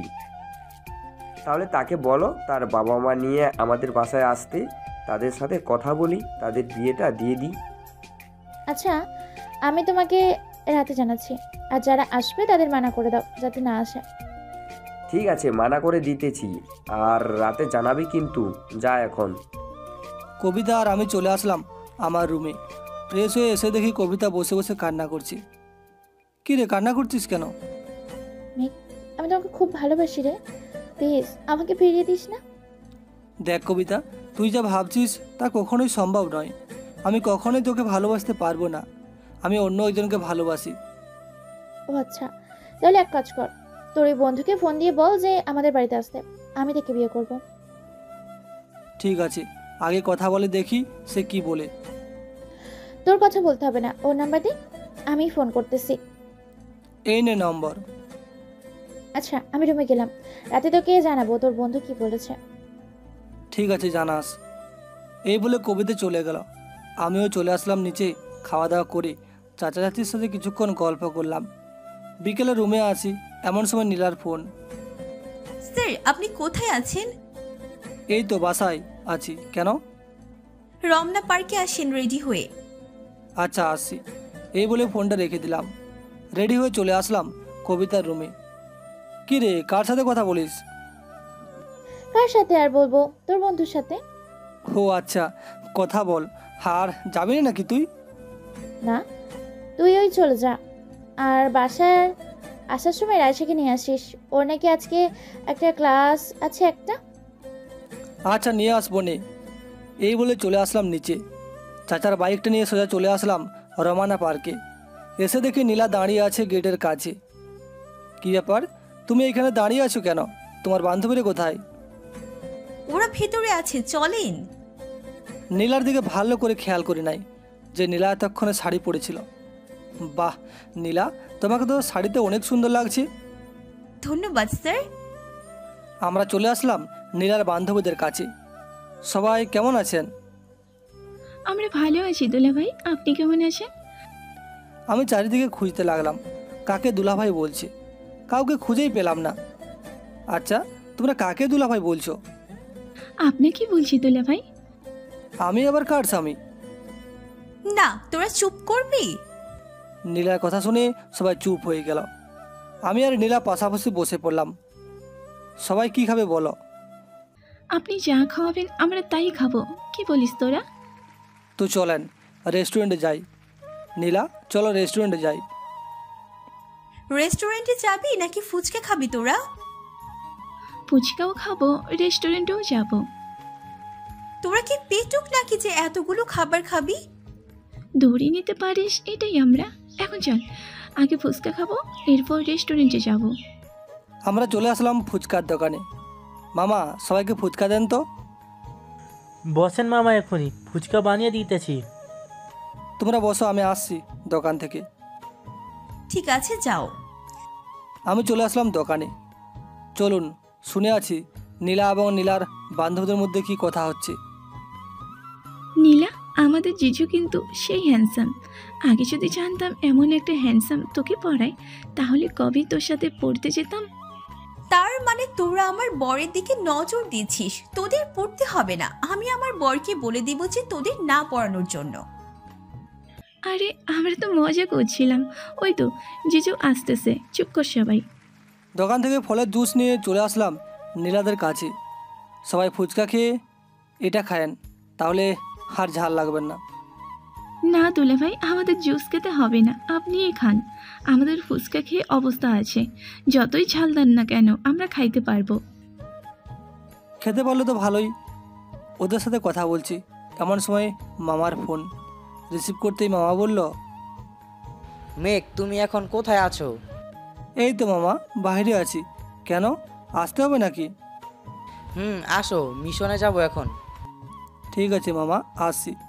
এই বলে ফোনটা রেখে দিলাম। নীলা, আমার যেতে হবে, একটু কাজ আছে। তোমরা খাও, আমি টাকা দিয়ে যাচ্ছি। আজকে না গেলে হয় না স্যার? না নীলা, কাজটা অতি জরুরি। এই বলে টাকা দিয়ে চলে আসলাম বাইকের কাছে। বাইকটা স্টার্ট দিয়ে সোজা চলে আসলাম ডেরায়। এমন সময় রায়সার কথা মনে পড়ল। পকেট থেকে ফোনটা বের করে ফোন দিলাম রায়সাকে। হ্যালো রায়সা। ভাইয়া তুমি কোথায় আছো? তোমার জন্য কতক্ষণ ধরে দাঁড়িয়ে আছি জানো তুমি? আমি কাজে চলে এসেছি রে, একটা রিক্সা করে চলে আয়। ঠিক আছে ভাইয়া। ফোনটা রেখে চলে আসলাম মামার কাছে। মামা আজকে কোথায় যাবেন? রংপুর মেডিকেল কলেজে যাব। ওইখানে আজকে জঙ্গি হামলা হবে, আমাদের জরুরি বলেছে। ও আচ্ছা, তো সবাইকে বলেন রেডি হয়ে যাইতে, ওইখানে যেতেও তো সময় লাগবে। এর জন্য হয়তো তোমাকে ফোন দিয়ে বলে দিলাম তাড়াতাড়ি চলে আসার জন্য। মামার সাথে কিছুক্ষণ কথা বলে সবাই রেডি হয়ে গেলাম। রেডি হয়ে গাড়িতে বসে পড়তেই গাড়ি চালাতে লাগলো। আচ্ছা মামা, এই গাড়িগুলো কি আপনি নিজেই বানিয়েছেন? এক একটা গাড়ির দাম শুনলে বলবে এই গাড়ির ভিতরে কি এত জিনিস আছে যে এত দাম গাড়ির। মামা সব কিছু বলতে লাগলো আমাকে গাড়ির ভিতরে কি কি আছে। 4 ঘন্টার মধ্যে চলে আসলাম রংপুর মেডিকেল হাসপাতালে। এসে দেখি চারিদিকে জঙ্গিরা দাঁড়িয়ে আছে। মামা ভিতরে যাওয়া যাবে না এখন আর। আস্তে আস্তে যেতে হবে, না হলে ওরা বুঝে যাবে যে আমরাও হামলা করতে এসেছি ওদের উপর। একটা পিস্তল আর স্নাইপারটা নিয়ে চলে আসলাম পাশের একটা বিল্ডিংয়ের উপর। স্নাইপারটা নিয়ে সামনে জঙ্গিগুলোকে গুলি করতে লাগলাম, আর নিচ থেকে মামারা গুলি করছে। 4 ঘন্টা হয়ে গেল, এখনও সামাল দিতে পারিনি আমরা। মামা এখন কি করব? এইখানে পুলিশদের খবর দিতে হবে। পুলিশদের খবর দিতে হবে না, আমাদের টিম আসছে। প্রত্যেক এলাকায় আমাদের টিম আছে একটা করে, একটু ওয়েট করো। সামনের দিকে খেয়াল করে দেখলাম যে রুগীদের কোনো কিছু করছে না। এটা দেখে মাথায় একটা বুদ্ধি চলে আসলো। মামা আপনি আমার সাথে চলেন, আর গাড়ি চালাতে কে পারে এমন একজন আমাদের সাথে আসো। কেন, কি করবি তুই এখন? দেখেন কি করি। এই বলে কিছুটা দূরে একটা অ্যাম্বুলেন্স রাখা ছিল, ওইটাই উঠে পড়লাম। গাড়ির হর্ন বাজিয়ে হাসপাতালের দিকে যেতে থাকলাম। কেউ যদি জিজ্ঞেস করে তাহলে বলবে এমার্জেন্সি রুগী। ঠিক আছে ভাইজান। মামা আপনি এখানে শুয়ে থাকেন। মামাকে শুয়ে দিয়ে মামার উপরে একটা সাদা কাপড় দিয়ে দিলাম। হাসপাতালের সামনে আসতে একটা জঙ্গির লোক বলল, এই ওনার কি হয়েছে? ভাই জমি নিয়ে ঝগড়া করতে গিয়ে পায়ে শাবল ঢুকে গিয়েছে, খুব এমার্জেন্সি নিতে হবে ওটিতে। তাড়াতাড়ি নিয়ে যাও। মামাকে নিয়ে চলে আসলাম হাসপাতালের ভিতরে। মামা আর তুমি আপনারা 2 জন ওই দিকে যান, এদিকটা আমি দেখছি। মেঘ যাই করো না কেন সাবধানে কাজ করবে, ঠিক আছে? আচ্ছা মামা, আপনারাও সাবধানে কাজ করবেন। এই বলে চলে আসলাম 2 তলায়। এসে দেখি 5 জন জঙ্গি একসাথে দাঁড়িয়ে আছে। পিস্তলে সাইলেন্সার লাগিয়ে 5 জনকে গুলি করে মেরে ফেললাম। সবাই শুনেন, আপনাদের কোনো ভয় নেই, আমরা আছি। আপনারা এইখান থেকে কোথাও যাবেন না। বাবা আমাদের বাঁচাও। আপনাদের কিছুই হবে না, আপনারা থাকেন, আমি আসি উপরে। এইখান থেকে কেউ বের হবেন না, বাইরে গোলাগুলি চলছে। ঠিক আছে। আমি চলে আসলাম উপর তলায়। এসে দেখি একসাথে 10 জন বসে আছি। আমাকে দেখে যেই গুলি করতে যাবে অমনি নিচ থেকে তাদের গুলি করে মেরে ফেললো। নিচে তাকিয়ে দেখি আরও লোক এসেছে আমাদের। আস্তে আস্তে পুরো হাসপাতাল জঙ্গি হামলা থেকে মুক্তি হলো। রাত প্রায় 12টা বেজে গেছে। পকেট থেকে ফোনটা বের করে দেখি কবিতা আর আয়সার অনেকগুলো মিস কল। ফোন দিলাম কবিতাকে। হ্যালো কবিতা। কিরে কোথায় আছিস তুই এখন? এই তো একটা কাজে রংপুর এসেছি। আমার জন্য চিন্তা করতে হবে না, আমি ভালোই আছি। এনে রাইসার সাথে দেখা বল। রাইসা এতক্ষণ চিন্তা করছিল তোর জন্য।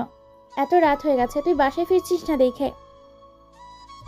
ও আচ্ছা, ফোনটা রাইসার কাছে দে। হ্যালো ভাইয়া। কী রে পাগলি বোন আমার, এত চিন্তা করিস কেন?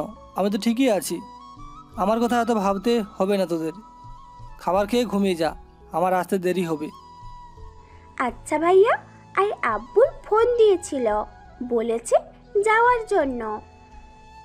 আচ্ছা তোকে নিয়ে যাবো নে শুক্রবারে, তোরও তো বন্ধ থাকবে, সবাই যেতে পারবো। ঠিক আছে রাখি তাহলে এখন। আচ্ছা রাখ। এই বলে ফোনটা কেটে দিলাম। ফোন কাটতেই মামা বলতে লাগলো, রাইসা বুঝি চিন্তা করছিল রে। মামা, তা এইখান থেকে কখন যাবেন?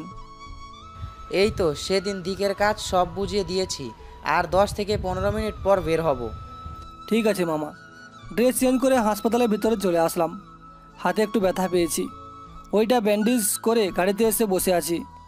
এমন সময় ডেভিল ভাই আসলো। কি হয়েছে মেঘ তোমার হাতে? কিছু না ভাই, ওই একটু দেওয়ালের সাথে ধাক্কা খেয়ে গিয়েছিলাম। ওহ আচ্ছা, এই নেও খাবারগুলো খাও, আমরা আসতেছি সব কিছু নিয়ে। সব কিছু গাড়িতে রেখে দিয়েছি, আপনারা আসেন, সবাই একসাথে খাবো। ঠিক আছে, তাহলে তুমি বসো, কিছুক্ষণ আমরা আসতেছি। আচ্ছা। ডেভিল ভাই চলে গেল। বসে বসে ফোন টিপছি, এমন সময় নীলার ফোন। রিসিভ করতেই বলতে লাগলো, আপনি ওইখান থেকে চলে গেছেন কেন? আর এখন কোথায় আছেন শুনি? কাজ ছিল তাই চলে আসি। এখন রংপুর মেডিকেল কলেজের কাছে আসি। কি হয়েছে? কিছু হয় নাই, কালকে সকালে আসতে হবে না, বিকেল 5টায় আসলেই হবে। আচ্ছা, তাহলে কালকে বিকাল 5টায় আসবো। আর তুমি এত রাত জেগে কী করো? রাত 12টার উপরে বাজে। একজন মানুষের সাথে কথা বলার জন্য মনটা ছটফট করছিল, তাই আর কি এতক্ষণ জেগেছিলাম। ও আচ্ছা, এখন তাহলে ঘুমিয়ে থাকেন, বাই। এই বলে ফোনটা রেখে দিলাম। এখন যদি আরও কথা বলি, মেয়েটা বকবক করতেই থাকবে, আর আমার সেই বকবকগুলো শুনতে হবে। মেঘ, খাবার খেয়েছো? না মামা, ওরা আসুক এরপর খাবো। তুমি খেয়ে নাও, ওরা খাবার খেয়ে নিয়েছে। ও আচ্ছা, আমিও খাবারগুলো খেয়ে নিলাম। খাওয়া দাওয়া করে বসে আছি। কিছুক্ষণ পর ড্রাইভার এসে ড্রাইভ করতে লাগলো। রাত প্রায় 3টা। ঢাকা হাইওয়ে রোডে গাড়ি প্রবেশ করলো। আচ্ছা মামা, মামি কোথায়? মামিকে তো দেখলাম না। তোমার মামি আমার সাথে রাগ করে চলে গেছে। যতই ফিরিয়ে আনতে যাই, তোমার মামি আমাকে ভুল বুঝিয়ে তাড়িয়ে দেয়, তাই আর যাই না আনার জন্য। ও আচ্ছা, মামির বাড়ির ঠিকানাটা দেন, মামিকে আমি নিয়ে আসবো বুঝিয়ে শুনিয়ে। আমি ওই 1 বছর ধরে চেষ্টা করতেছি, আমি পারছি না। তুমি তোমার মামিকে এনে দিবে আমার কাছে? এনে দেব। যদি এনে দিতে পারি তাহলে কি দিবেন আমাকে বলেন। আমার কাছে তো তেমন কিছু নাই, তোমার নামে আমার এই মাফিয়া জগৎটা দিয়ে দিব, খুশি তো? দিতে হবে না, এটা আপনার কাছে থাক, আর আমার কিছুই লাগবে না। মামির বাড়ির ঠিকানা দেন, সকালে আমি যাইছি মামিদের বাসায়। ঠিক আছে, 134 নাম্বার, বাসা 3 নাম্বার সেক্টরে। ও আচ্ছা। রাতে চলে আসলাম বাসায়। এসে দেখি কবিতার রুমের এখনও লাইট জ্বালিয়ে রেখেছে। ফোন দিতেই ব্যস্ত দেখাচ্ছে ফোন। জানালা খোলা থাকার কারণে ছোট একটা পাথর নিয়ে দিলাম এক ঢিল। মনে হয় পাথরটা কবিতার রুমের আয়নার উপর পড়েছে, তাই এমন শব্দ হয়েছে। কিছুক্ষণ পর কবিতা এসে দরজা খুলে দিল। কি রে, এতক্ষণ কি করছিলি? কি আর করব, শুয়ে শুয়ে তোর বন্ধুর সাথে কথা বলি। ও আচ্ছা, তাকে বল যে শুক্রবারে যাইছে ওইখানে। ঠিক আছে। আমি আমার রুমে চলে আসলাম। ফ্রেশ হয়ে এসে দেখি টেবিলে খাবার রাখা আছে। মনে হয় কবিতা রেখে গেছে। খাবারগুলো খেয়ে শুয়ে পড়লাম। কখন যে ঘুমিয়ে গেছি খেয়ালে নেই। ঘুম ভাঙলো সকালে কবিতার ডাকে। কি রে মেয়ে, আজকে এই প্রাইভেট পড়াতে যাবি না নাকি?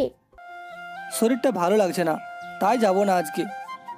ও আচ্ছা, তো ফোন দিয়ে বলে দে আমাদের বাসায় চলে আসতে, আমিই পড়িয়ে দিই। তুই আর কি পড়াবি? আমার দেখে দেখে পড়াইতে হয়। পরীক্ষায় ফেল করলে আমার খবর আছে। এই বলি হলো নাকি, মনে মনে প্রেম কলা খাবে আর পরীক্ষায় ফেল করলে বিয়ে করিয়ে দিবে, তাই না? আচ্ছা, তুই যে বললি মনে মনে প্রেম কলা খাবে, এই কলাটা কোথা থেকে আসলো? আরে হাজরাম, আমি তো এমনি বলেছি। তোর ছাত্রী মনে হয় তোকে পছন্দ করে। সকাল না হতেই এতগুলো রোমান্টিক রোমান্টিক মেসেজ, এটা তো প্রেমেরই লক্ষণ, তাই না? হতে পারে, তবে আমি প্রেম করব না। নীলাকে আমি ছাত্রী হিসাবে দেখি, এছাড়া আর কিছুই না। হয়েছে, দেখা যাবে। ছাত্রী হিসেবে দেখো নাকি ঘরের বউ হিসেবে দেখো, এটা পরেই বোঝা যাবে, কিছুদিন যাক। উঠে ফ্রেশ হয়ে নিচে চলে আসলাম। এসে দেখি রায়সা আর চাচা খাবার খাচ্ছি। কি রে, আজকে কলেজে যাবি না নাকি? যাবো ভাইয়া, তুমি দিয়ে আসবে নাকি একাই চলে যাব? কবিতা দিয়ে আসবে তোকে। আর চাচা, এই দেখেন ছেলেটা, পছন্দ হয়েছে তো? পছন্দ তো হয়েছে, কিন্তু ওই ছেলের পিক আমাকে দেখাচ্ছ কেন? আর ছেলেটা কে? ছেলেটা হচ্ছে আমার বন্ধু, গ্রামে ওদের মিষ্টির দোকান আছে। আর কবিতারও পছন্দ হয়েছে ছেলেটাকে। ছেলে ভালো হলে আমরা বিয়ে দিতে রাজি আছি, তবে মেঘ রাইসা যেহেতু তোমার বোন, কবিতাও তেমন তোমার বোনই, এমন জায়গায় বিয়ে দিতে দিও না যাতে কবিতা সারা জীবন কষ্ট করে খায়। না চাচা, ছেলেটা খুব ভালো, বাজে নেশা করে না। আপনি চাইলে আব্বুর কাছে জিজ্ঞাসা করতে পারেন ছেলেটা খারাপ নাকি ভালো। তুমি যখন বলেছো ছেলেটা ভালো, তাহলে তো ছেলেটা ভালোই হবে। আচ্ছা, তাহলে তুমি তোমার বন্ধুর সাথে কথা বলো আর তাকে বলে দাও যে আমরা শুক্রবারে আসতেছি। ঠিক আছে চাচা, আমি বলে দিচ্ছি। কবিতাও কি আমাদের সাথে যাবে নাকি? হ্যাঁ, কবিতাও যাবে আমাদের সাথে। কবিতার বয়স 20 হয়ে গেছে। সমাজের মানুষ তো জানোই কেমন। হ্যাঁ চাচা। চাচার সাথে কিছুক্ষণ কথা বলে চলে আসলাম আমার রুমে। ফোন দিলাম রায়হানকে। কিরে দোস্ত, কেমন আছিস? এই তো মামা যাচ্ছে দিনকাল, তাই কি করিস এখন? কি আর করবো, বসে আছি। কবিতাকে নিয়ে শুক্রবার আসছি আমাদের বাসায়। আন্টি আঙ্কেলকে বলে রাখিস। আব্বু আম্মু আমাদের সম্পর্কটা জানে। কবিতার সাথে কথা বলেছে আম্মু, তুই কবিতাকে নিয়ে আয়। ঠিক আছে বন্ধু, এখন রাখি তাহলে, আমার একটা কাজ আছে। ঠিক আছে। ফোনটা রেখে চলে আসলাম নীলাদের বাসায়। কলিং বেল দিতেই আন্টি এসে দরজা খুলে দিল। আন্টি, নীলা বাসায় আছে নাকি? হ্যাঁ, নীলা রুমে আছে, যাও। আর তোমার সাথে কিছু কথা ছিল। জি বলেন, কি বলবেন? তোমার আঙ্কেল এসে বলবে তুমি রুমে যাও। আমি তোমার আঙ্কেলকে ফোন দিতেছি। ঠিক আছে আন্টি। এই বলে আমি চলে আসলাম নীলার রুমে। এসে দেখি নীলা বিছানায় শুয়ে শুয়ে ফোনে কী যেন দেখছে। হঠাৎ কারো আসার শব্দ পেয়ে দরজার দিকে চোখ ফেরাতেই দেখে আমি দাঁড়িয়ে আছি। আমাকে দেখে জিজ্ঞাসা করতে লাগলো। আর হ্যাঁ বন্ধুরা, প্রথম সিজন এইখানে শেষ করলাম। পরবর্তী সিজন পেতে আমাদের চ্যানেলটা সাবস্ক্রাইব করে পাশে থাকুন। আর হ্যাঁ, খুব তাড়াতাড়ি সিজন 2 আপলোড দেওয়া হবে।